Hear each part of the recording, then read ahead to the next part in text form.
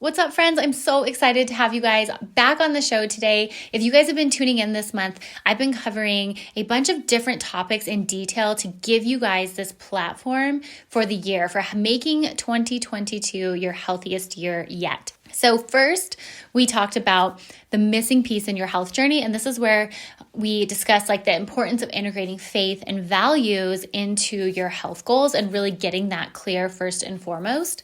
Then we dove into some nutrition non-negotiables, talking about some of the basics of nutrition.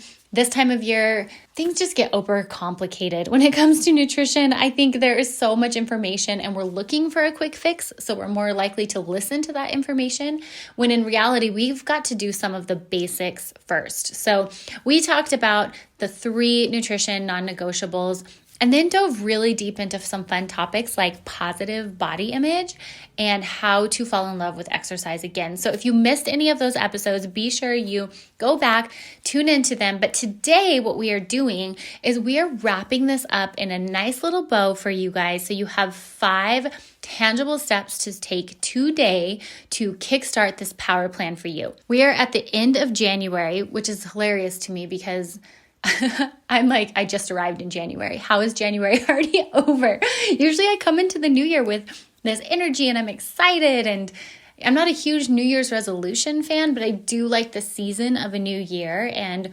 reflecting on the previous year and setting intentions for the next year. But I was late to the 2022 party. I'm just now arriving and getting my mojo going. So hoping you guys are there with me, and we're going to lay out this 5-step plan for you guys today. And I think it's so important because it's been over a decade that I have sat on the other side of these conversations about food and body. And what I notice in most of these amazing inspirational humans that I have the pleasure of working with, and honestly what I've observed for myself, is that life will happen. In the game of life, life will always win. It will always throw us a curveball. There will be things unexpected that pop up. And it is so important that we have a firm foundation to stand on. The storms of life, they will come. But for those who have spent the time healing their relationship with food, learning to be in a relationship with their body that's respectful, that can love our body and practice forms of self-care without necessarily liking our body, these are the individuals that can weather the storms of life and still maintain taking care of their health. Before I dive in, I want to share a story with you. I want to introduce you to a client named Jen. Her actual name's not Jen, but we're going to call her Jen just to keep her name, to respect her privacy. But Jen is a longtime client of mine. She came in initially to see me for an eating disorder. And it took a couple years that we worked through that, and she got to a really solid place. Then a few years later, she came back to see me for sports nutrition.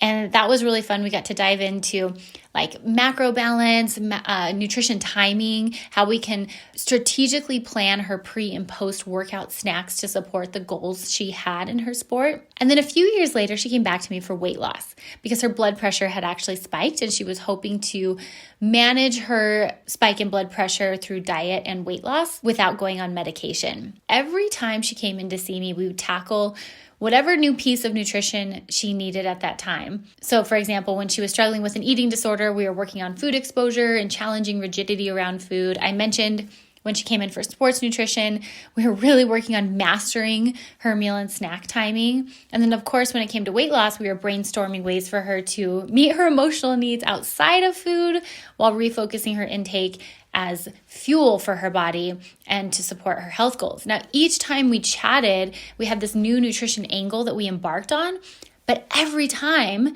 there was one thing that remained the same, and it was her reason for showing up in my office. It was her value system. Jen has always been a very spiritual person, and when she was in the midst of her eating disorder, we came up with 2 questions that she would ask herself when she was working on food and exercise changes. One of those questions was, when I eat or don't eat this, who or what does this serve? And then the second question was, will this give me something to be grateful for tomorrow? I loved that. I took that later on and used it for myself actually, where I said, will morning Jess be grateful to nighttime Jess? What these 2 questions did for Jen is they allowed her to ground herself every time she was trying to work on herself in the nutrition department. While Jen matured because she had new relationships, new life experiences, these 2 questions, they really remained pillars that she returned to every single time I saw her. What I noticed is that it was so important for her to have these questions readily available at the forefront of her mind so that she could reach to them when life did throw her those curveballs. Because we were talking about that earlier. Those curveballs that life throws, like, they are going to come. And she was able to really use food and exercise as a means of stability, of self-care, of support, instead of using them as an escape route, as a way to cope in a self-destructive way.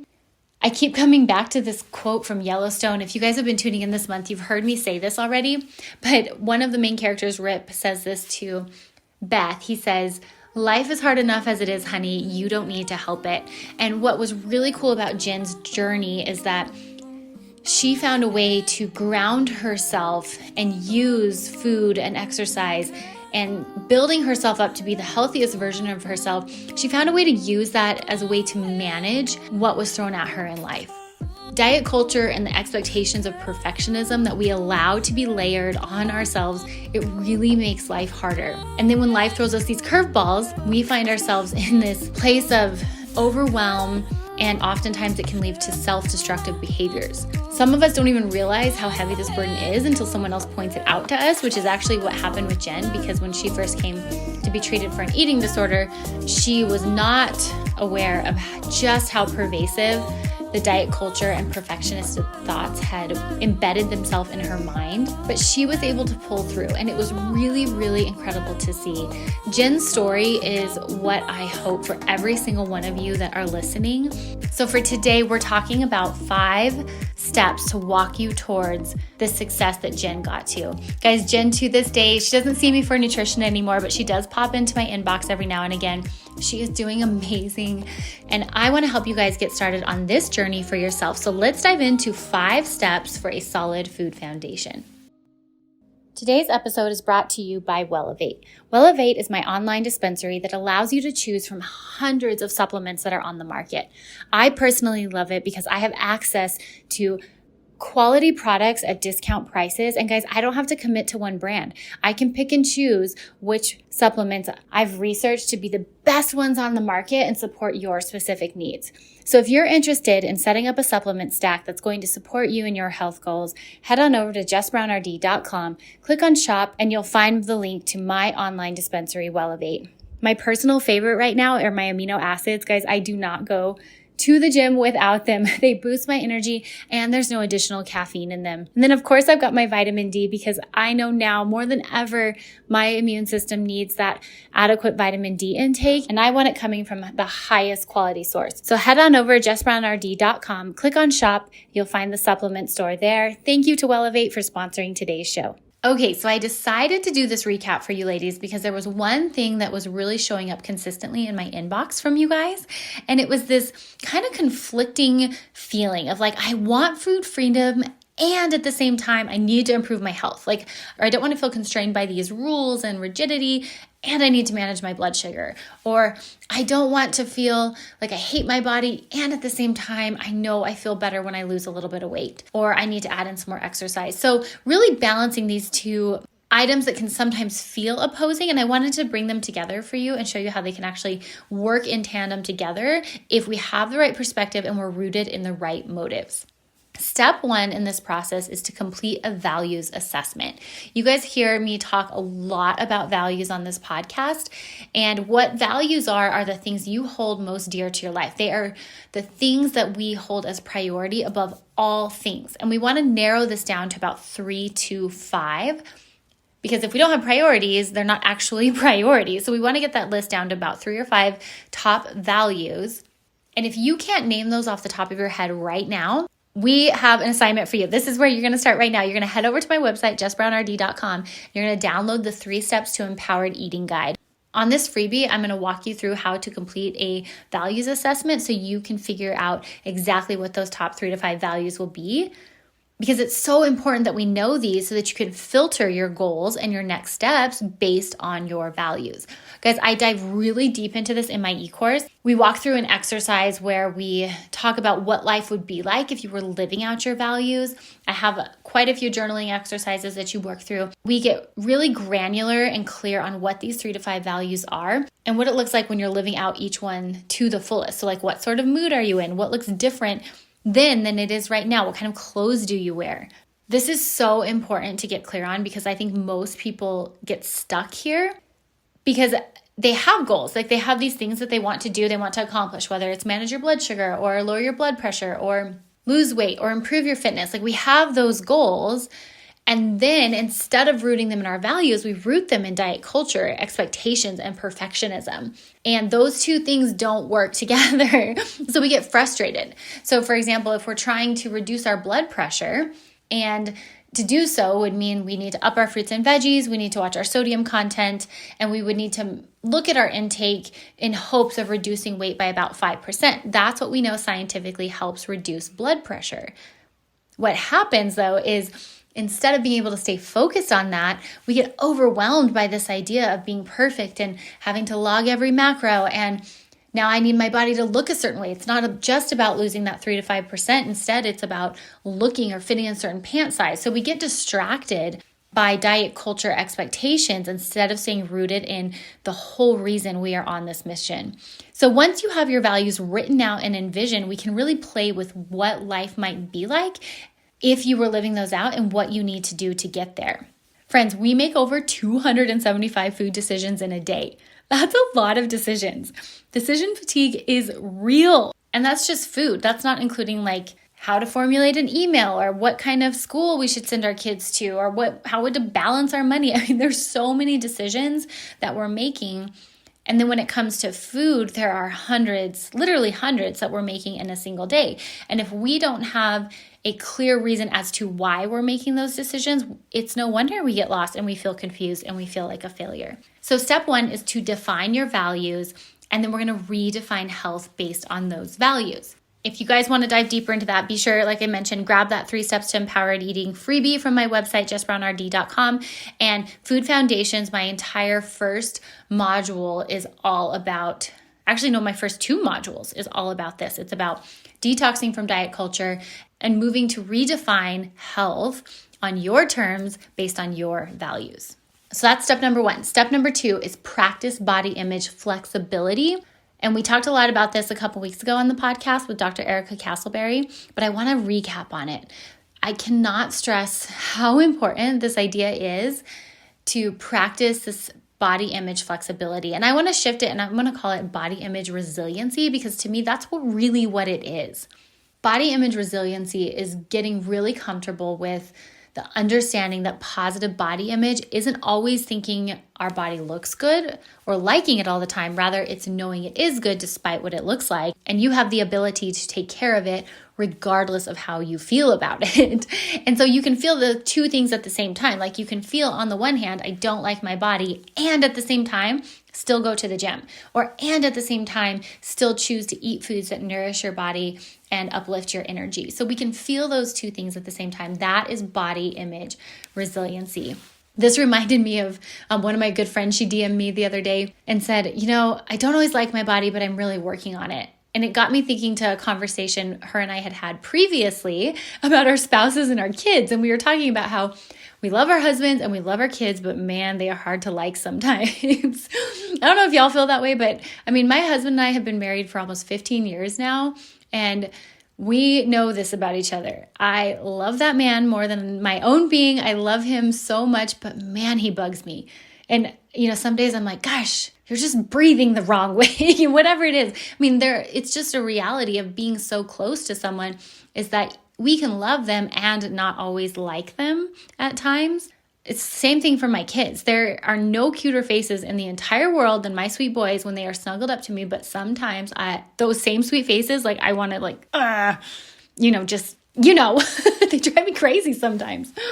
I mean, after a day of them fighting and they're demanding things for the zillionth time, and I'm like, you kids don't even realize how privileged you are. It's like, yeah, I love them. I would do anything for them. But there are some days I go to bed and I'm like happy to not see them for a few hours.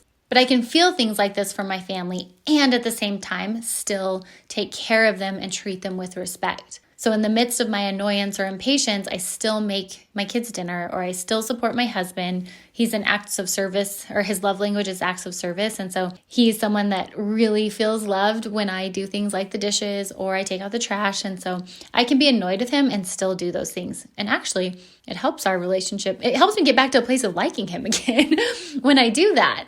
Now, all of that to say, our relationship with our body is very, very similar. We can find things about our body that we don't like, and maybe for that particular day, it's everything about our body, but we can feel that and still take care of our body. We can feel that and still respect our body.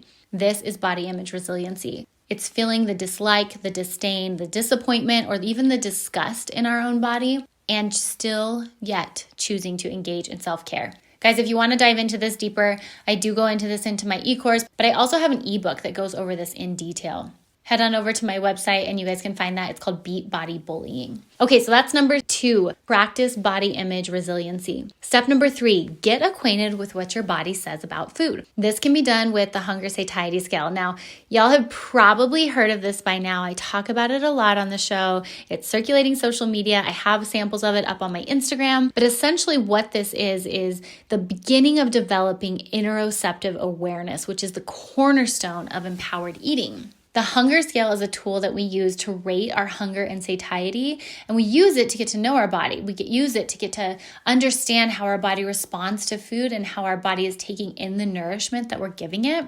And this can be tricky because when you've been trying to control your body with diet for years and years and years, this can feel like a whole new world.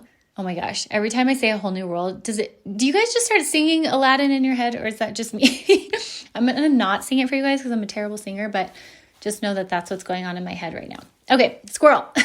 So this feels like this whole hunger satiety scale. If it feels overwhelming and scary, I want you to know you are not alone. You're not alone at all. Most people who start this journey feel very intimidated by that. They feel this fear of hunger, like, gosh, if I just eat when I'm hungry, I'm going to eat all the time, or I'm going to not eat at all because I'm not hungry. So getting reacquainted with this it does take work and it takes time, but it is something that is so worth your time because it's life-changing. All of the clients I work with, this is such a crucial step in recovering their relationship with food and body because it allows them to create meal plans based on their biological cues. And there's no better way to embark on a relationship with food. Like, yes, there is a time and a place where meal plans can be helpful. So if you are going through some form of nutritional rehabilitation, meal plans are great. If you're trying to correct a medical nutrition need, meal plans are great. If you are trying to train for a specific sport and naturally you don't quite consume enough fuel to keep up with it, meal plans are great. But for the bulk majority of our life, we are going to need to be in a space with food where we can eat more intuitively because we got too much stuff to do. We have way too much going on. So getting acquainted with what your body says about food and reconnecting with these hunger and satiety cues, yes, they will take some work initially, but it is life-changing in the long run. It is something that is worth every moment. And I have never once 12 years? I'm coming up on 12 years now. Never once in 12 years have I had someone say, gosh, that wasn't worth it. No, it's so worth it. So I have lots of tools to help you guys track and journal and learn about your bodies in my Food Foundations e-course. So if you want to pop on to my website and look at the resources there, you sure can. But if you're ready to dive in deeper, that e-course is really where the work gets done and the accountability. Actually, most of my Food Foundation students pop onto my calendar around this time when they're working through the course because it can feel a bit disorienting. But once they spend the time learning about their bodies, they spend the time journaling, and honestly, it doesn't take that long. It takes like a solid 2 weeks. It's really not that long. But in the midst of it, it can feel just disorienting. Once they get through that 2 weeks, it's life-changing. Okay, so if you're ready for that, you guys, get enrolled in my Food Foundations e-course. Okay, step number 4, quit trying to use exercise as a means of changing your body and instead find movement or exercise that you find joy in doing. Play. Do you guys remember when we were little and we would just sprint around the playground at school? I absolutely remember this vividly, being in my 3rd grade classroom, just staring at the clock, like bouncing my leg up and down because I wanted it to be recess. I was so excited to go climb the monkey bars with my friends. when did the fun get sucked out of exercise? I have my own personal theories. I think it's when we started attaching numbers and metrics to it always. I mean, because there is a time and place for that. Don't get me wrong. I absolutely love maxing out my PR and learning that I can lift heavier weight than I could, a month ago. I love seeing that number go up. However, when that's all that we're doing and we feel like a failure when we don't meet it, the fun's been sucked out. We might need to hit the reset button, because bottom line, we know that our body was made to move, and research really shows that we need at least 150 minutes of heart rate elevating movement every single week. So that comes out to about 30 minutes a day. We know that with that, there are so many health benefits, but if we are struggling with the motivation to get moving, these benefits are irrelevant because we can't even get out the door to go for a walk, go for a run, go to the gym, whatever it is we're trying to do. So if you tuned in last week, you might be, I hope, you're in the middle of your 2-week exercise play challenge. And if you haven't tuned into that one yet, what we're doing is we are taking 2 weeks to move without agenda, to just exercise because it feels good, whatever that looks like. If that's Zumba, if it's a dance video, if it's going for a walk, if it's going for a walk jog. That's what I do these days. I mean, for years, I had this attachment to 3 miles. There was something, I don't even know where it came from. It was like I had to run 3 miles or it didn't count, as exercise.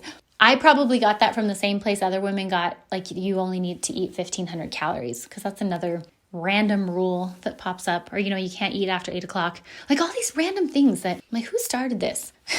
What person said this, that it made it the law and everybody has to abide by it? So anyways, I used to go for runs and I had to do 3 miles. Well, a few years ago, oh gosh, it's been more than a few now. I'm getting older. Many years ago, I started running and I stopped timing it and I stopped measuring the distance, and I started looking around, and we have this really cool area in our town where it's right by our river, the Rio Grande, and there's lots of birds. And I started noticing all the diverse birds. I mean, there are hawks, we have eagles, we have owls, we have so many cute little goldfinches. Oh, they're so precious. So anyways, I became a self-proclaimed ornithologist because of my mindful and present runs that I decided to start going on. And it changed my life, quite honestly, because now when I go out for a run, it is not about time. It is not about distance. It is about being present and getting an energy boost for the rest of my day. Now, I'm not training for any marathons, so for all my runners out there, y'all might be a little bit different on this. But what I want to invite you guys to do is find some movement that you can do just for fun. If you're training for an event, maybe running's not what you do just for fun, because you still have a target there. And that target is fun, right? Trying to PR or do better, there's a lot of fun and a sense of accomplishment in that. But let's still find something that you just do because it feels good. Maybe it's Pilates, maybe it's yoga, maybe it's going with your kids for a swim. I mean, let's integrate something in there where movement has no agenda other than to just boost your heart rate and your mood. So far we've got get your values defined, practice body image resiliency, get acquainted with what your body says about food using that hunger and satiety scale. And then number 4, find exercise that you like, that you're going to want to keep doing. And then the final step in this process, in your Power Plan Kickstarter process, is to find accountability. Guys, this accountability can look so many different ways. It can be in your home, it can be with your spouse, it can be with your friends. And of course, I would love nothing more than to be in your corner. But bottom line, we need some sort of accountability. I found this incredible article highlighting just how powerful accountability is. So I'm going to read it off to you guys. You are 10% likely to complete a goal once you have the idea of the goal. You're 25% likely to complete that goal once you're consciously deciding that you will do it. So when you start brainstorming, okay, here's the steps I'm going to take to get there. You're 40% more likely to complete that goal when you decide when you will do it. So you set a timeline to it. You're 50% more likely to complete that goal when you start planning how to do it. And this all makes sense, right? It's okay, if I have a start date and a plan, I am 50% more likely to complete that goal. You are 65% more likely to complete it if you commit to someone that you will do it. So if you say it out loud and you verbalize it. Want to know what jumps you to 95%? Want to know what takes you from 65% likely to finish the goal all the way up to 95%? 95%, that's almost 100% likely that you will complete the goal, is if you have a specific accountability appointment with someone you've committed to. So you have a when, you have a what, you have a how, you've said it out loud, and now you have a set appointment with someone who's going to hold you accountable. Guys, this is one of my favorite parts about coaching, and there are 3 ways I can support you on this. So obviously here on the podcast, I love supporting you guys. And if you have specific questions or goals you're trying to reach, I would love to bring some of that in onto the show. So head on over to jessbrownrd.com, click on podcast. There is an orange button there. Y'all can submit questions, updates. I would just love to pull you into this community, and you never know how you're going to inspire others. So many times I get these messages in my DM and it's like these amazing stories. And I'm like, gosh, if I could capture this and share it with others, I think it would inspire more people. So you never know. You could be that person. So if you have questions or you're willing to share, head on over to jessbrownrd.com, click on podcasts. That's one way I can support you. Another way I can support you is through my Food Foundations e-course. Guys, this course, and here's my exciting news. I know I told you I had exciting news for the end of the month, and here it is, and I'm only sharing this with you guys on the podcast because you guys are my insiders. I am completely revamping the course. It has been an incredible year with this course, and I've had just incredible ladies come through, and the changes they've made have been so fun to watch. But even so, I have been collecting feedback along the way and wanted to make it even better. So I am adding a bonus in there. We have a full-on body bully takedown module. I've expanded a lot of the trainings in there that were already in there, but it's going to be good. So I am working on this for you right now. Now, if you want to purchase it now, here's the thing. You have lifetime access to it. So if you purchase it now, you will not only get what's in there now, but you're going to get all the updates totally for free. And it won't be at a higher cost, because I will tell you, with all these updates that are coming and going to be added to it, the price is going to go up. So if you want to snag that, hint, hint, head on over there, jessbrownrd.com, and click on courses. So that's the second way I can support you. And the third way is one-on-one coaching. And this is just one of my absolute joys in life, is to connect with you guys in the one-on-one setting. I love nothing more than to get to be a part of your walk. It's just so incredible. So if you're looking for that accountability, if you're like, I've got the who, what, when, where, why, I just need that accountability to bump me to almost that 100% assurance that I will reach my goals, girls, I would love to connect with you. Again, just head on over to my website, jessbrownrd.com, and you can get connected with me there. All right, you guys got your power plan. I hope it kickstarts you for this year. Even though we're at the end of January, I'm just now, like I said, coming to 2022. And I hope y'all are with me there. Hope you guys can define those values, master body image resiliency. Let's reconnect with your hunger satiety cues. Fall in love, girls, with exercise all over again. Your life will be better for it. And then hit me up if you guys need some accountability. I hope you all have a fabulous day. Cheers and happy eating. Thank you so much for joining me today. I hope it strengthened your food journey and empowered you to live boldly in your body. Real quick, sister, before you go, if you liked today's episode, the best way you can thank me is head on over to iTunes, Fuel Her Awesome Podcast, leave a review and subscribe. Then take a screenshot and share it on your social media. Don't forget to tag me at JessBrownRD. And if you're looking for more resources, be sure to check out my website, jessbrownrd.com. I've got info on my e-course, Fuel Her Awesome, Food Foundations, my 10-step ebook on how to beat body bullying, and so much more. I cannot wait to chat with you babes again. Until next time, cheers and happy eating.